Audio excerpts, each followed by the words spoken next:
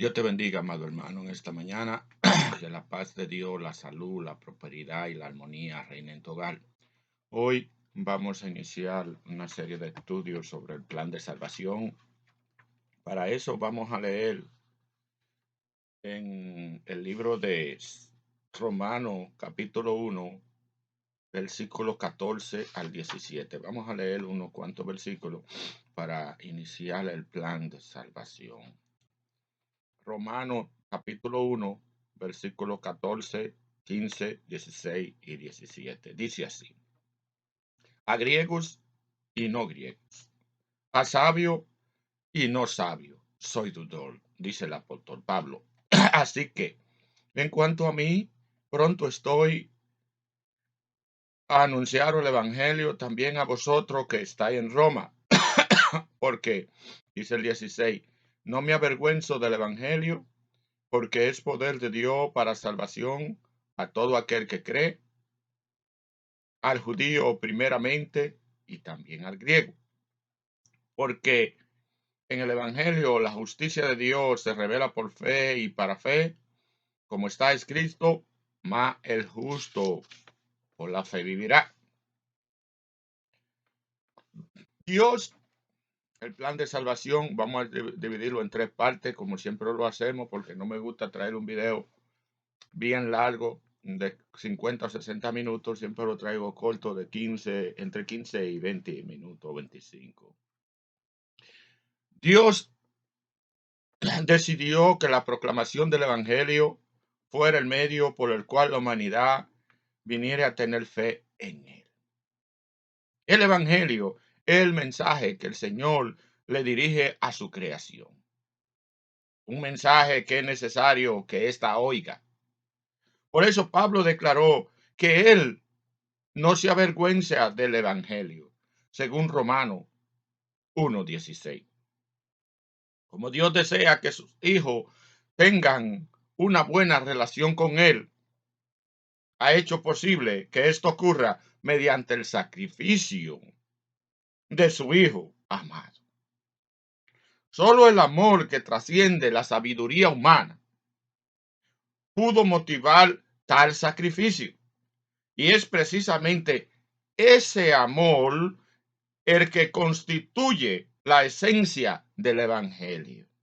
Al respecto, la Biblia declara: mas Dios muestra su amor para con nosotros en que, siendo aún pecadores, Cristo murió por nosotros.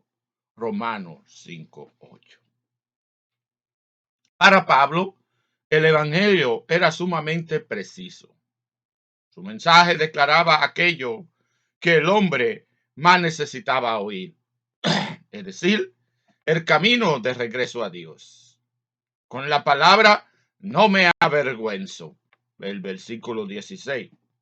El apóstol tenía la intención de recalcar cómo se sentía con respecto al evangelio. En efecto, proclamaba que, lejos de avergonzarse de él, se gloriaba en su mensaje. La reverencia de Pablo radica en lo que puede hacer el evangelio, que es el poder de Dios que trae salvación a todos, ya sean judíos y griegos. La fuente de este poder es Dios, quien obra por medio del evangelio para salvar a los pecadores. Por eso dice: y estas señales seguirán a los que me siguen. Cuando va predicando el evangelio, el evangelio es suyo y es poderoso, porque el Señor obra por medio de él, del evangelio, de su palabra. Sin embargo, este poder no actúa incondicionalmente en el hombre. Solamente lo hace cuando va acompañado de fe. El hecho que se predique la palabra y no vaya acompañado de fe, las señales no te van a seguir. Porque produce la salvación, el evangelio, únicamente en aquello que creen.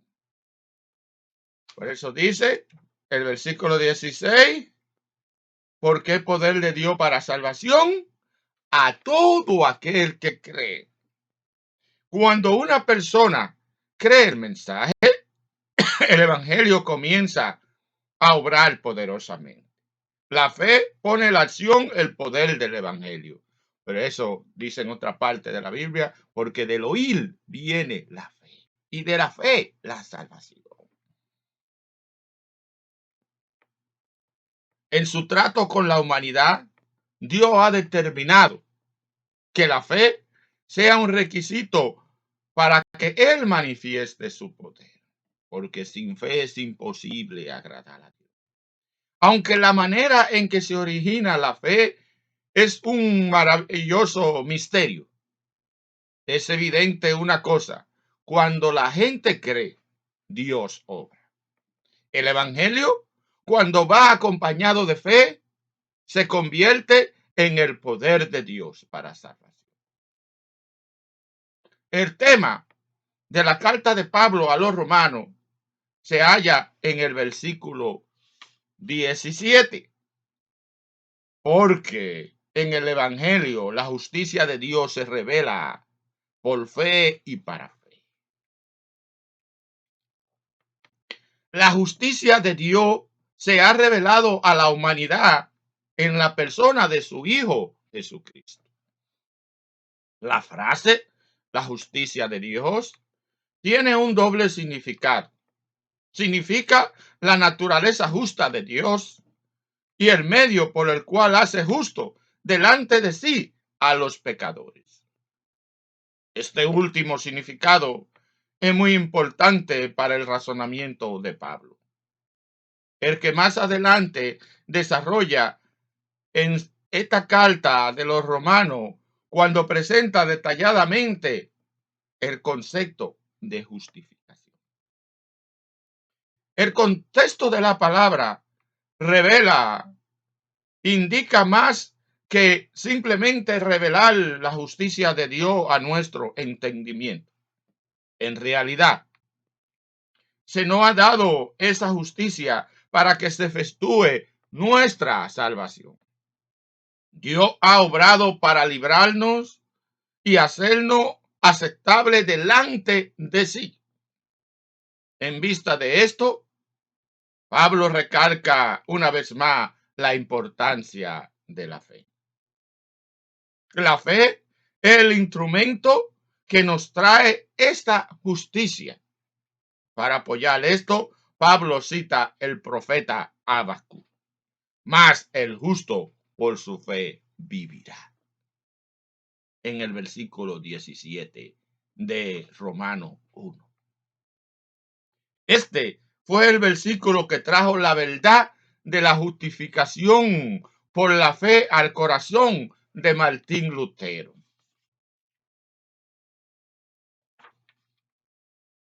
Y que finalmente lo llevó de regreso a la verdad del cristianismo. La fe en Cristo trae la justicia de Dios al hombre. Nunca podrá uno ganar la salvación. No somos y jamás seremos bastante buenos para merecerla. El orgullo será siempre uno de los obstáculos más grandes para el hombre. Mientras que el mundo insiste en dividir a los seres humanos en la categoría de buenos y malos, Dios los ve de un modo diferente. En efecto, lo ve como bien o mal dispuesto a aceptar la realidad de que necesitan un Salvador. La Biblia dice que Dios resiste a los soberbios y da gracia a los humildes. Primera de Pedro 5:5. Dios te bendiga, Dios te guarde. Hoy hemos visto la primera parte del plan de salvación. Más luego vamos a estar mirando la segunda parte, pero quiero recalcar que sin fe es imposible agradar a Dios. Sin fe es imposible agradar a Dios, porque todo el que se acerca a Dios tiene que creer que Él existe, que le hay y que Él es galardonador de los que le buscan. Por eso dice el apóstol: muéstrame tu fe sin obra y yo te mostraré mi obra por mi fe. O sea que si tú tienes fe en Dios, si tú crees en Dios, si tú confías en Dios, tú vas a vivir de acuerdo a lo que manda la Sagrada Escritura. Va a obrar de acuerdo a lo que manda la Sagrada. Va a hacer crecer lo que hay en ti. Lo que hay en ti va a crecer esa bondad, ese fruto del Espíritu va a crecer en ti. Esa bondad, esa mansedumbre, esa paz, esa paciencia, ese amor. Tú le vas a entender la mano al necesitado, le vas a dar un abrazo a aquel que lo necesite. Va a ser lo que Jesús te envió a hacer. Dios te bendiga, Dios te guarde. Ha sido el hermano Félix Abreu, hoy con la primera parte del plan de salvación. Más luego vamos dando la segunda parte. Si tú estás ahí oyendo esta enseñanza es porque Dios tiene un plan contigo, Dios tiene un proyecto contigo, Dios tiene una cita divina contigo. Así que si tú no has aceptado a Jesucristo como tu único y eficiente Salvador, hoy es el momento oportuno. Si deseas aceptar a Jesucristo, levanta tu mano ahí mismo y repite esta corta oración conmigo. Señor del cielo y de la tierra, en este momento te acepto como mi único y eficiente Salvador. Perdona mi pecado, borra mis rebeliones, inscribe mi nombre en el libro. Si has hecho esta corta oración, te pido que pase a una iglesia más cercana a tu hogar y te congregue en ese lugar. También no podemos cerrar sin antes orar por ti. Si estás enfermo, pon tu mano en tu parte afectada y oraremos por ti. Señor del cielo y de la tierra, en este momento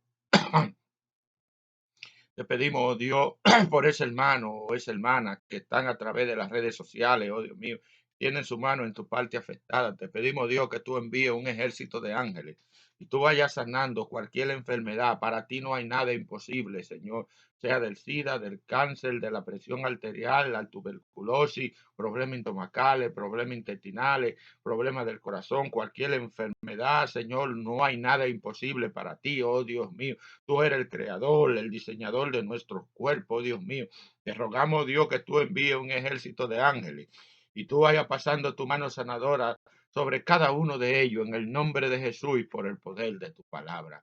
También te rogamos, Dios, que si hay alguno de nuestros amigos o padres o de nuestros hermanos que tienen algún problema, Señor, un problema económico, problema familiar, Señor, tú se lo resuelvas. Padre, que tú envíes ángeles y les resuelva sus problemas, Señor. Todo esto te lo pedimos en el nombre de Jesús, pero lo más importante, oh Dios mío, que la voluntad tuya sea hecha sobre cada uno de ellos. Gracias, mi buen Dios, en el nombre poderoso de Jesús.